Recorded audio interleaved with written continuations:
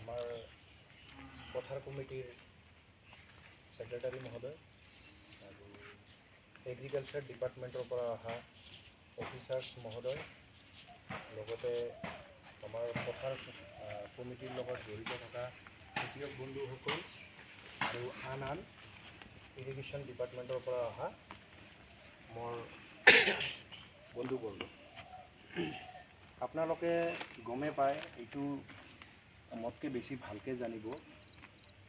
এইটো স্কিম 1980ৰ পিছত মানে ষ্টাৰ্ট হৈছিলে আৰু তেতিয়াৰে পৰা এই স্কিমটো চলি আছে, যিটো গাইকোৱাড় DTWS ইৰিগেশ্যন স্কিম। আৰু জনামতে তেতিয়াৰে পৰা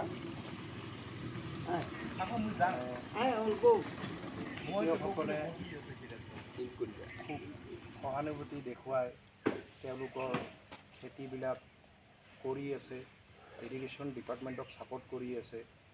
গতিকে সেই হেতুকে লাষ্ট যিটো আমাৰ মানে এটা MNRৰ কাম আহিছিল, আপোনালোকে সকলোৱে গম পায়, সেই MNR 4 লাখ টকাৰ আছিলে। আমি ছেক্ৰেটাৰী ছাৰক এষ্টিমেট দেখাইছিলোঁ আৰু লগতে সেই এষ্টিমেট মৰ্মে আমাৰ কেনেলৰ কাম আছিলে।